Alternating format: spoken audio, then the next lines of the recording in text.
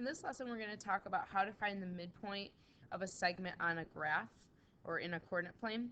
So there's two ways that we can do this. One is going to be graphically, so actually using the graph, and then another way will be algebraically using a formula. So the first method I'm going to show you is graphically. So whenever you're going to find the midpoint, if you remember what midpoint really means, it's in the middle of a segment.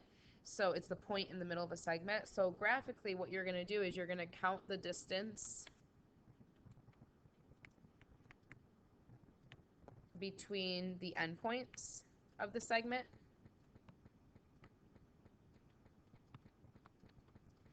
And then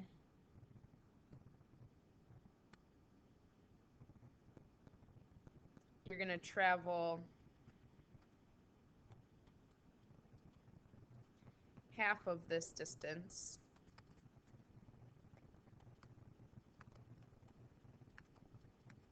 to find the midpoint.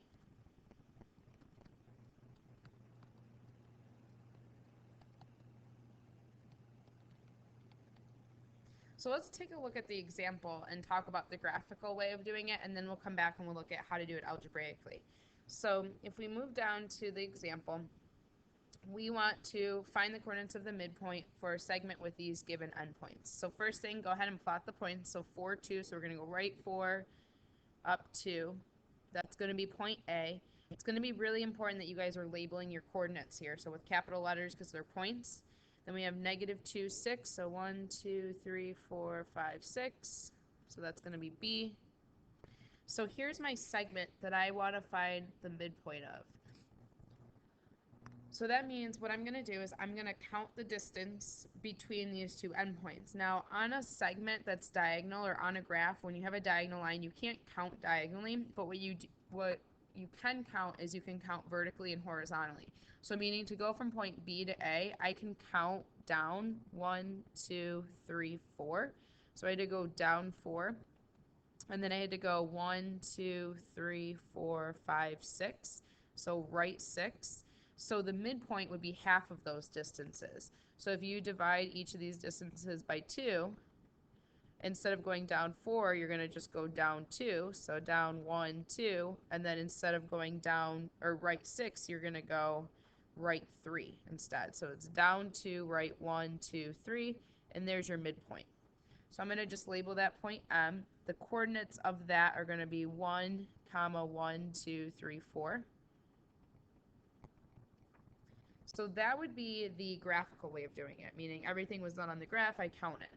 Now, that's probably the easier way, but the downfall of only knowing that way is imagine if you had decimals for numbers, like if I had 4.1 and 2.2, it's going to be more difficult to count because they're not whole number points.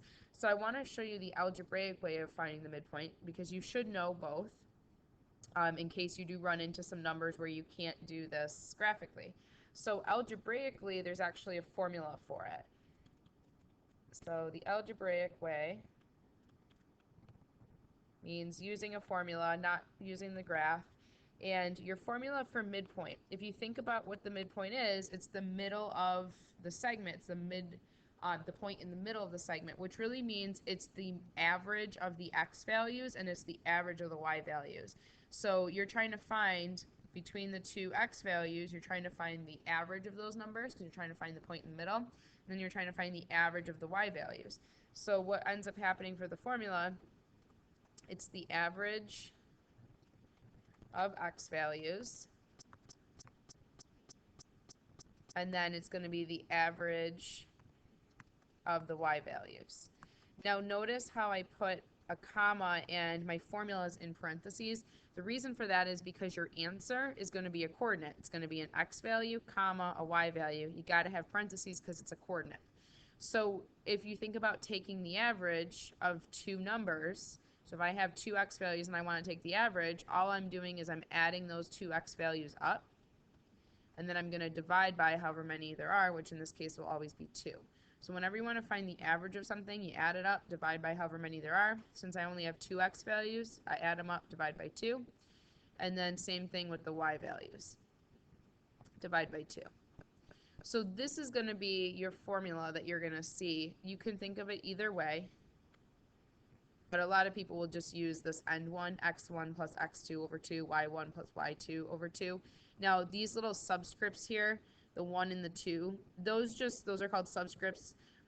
Those just are like when you guys have seen slope formula before, change in y over change in x, y2 minus y1, x2 minus x1. Those are just to represent that they're two different x values that you're adding together. So don't worry about them too much. It just means that it's two different x values, two different y values. So let's go ahead and try the formula. So the algebraic way of solving this, we're going to use our midpoint formula. So remember, that means add the two x's, divide by 2 because you're taking the average. Then add the two y values, divide by 2 because you're taking the average. So when I look at my coordinates here, this is like the x1, y1. This would be like x2, y2. Doesn't really matter if you switch them. It's just representing two different x values, two different y values. So when I go to plug in for midpoint, I'm going to add up the two x values. So I often like to draw the little brackets to help you see like which numbers you're adding. So it's going to be 4 plus negative 2 over 2. And then you're going to add the y values. So 2 plus 6, and then it's always going to be over 2 because you're taking the average of two numbers. So then finish it up. So combine your like terms up top. So 4 minus 2 is going to be 2 over 2. 2 plus 6 is 8 over 2. And then we actually divide them. So 2 divided by 2 is 1. 8 divided by 2 is 4.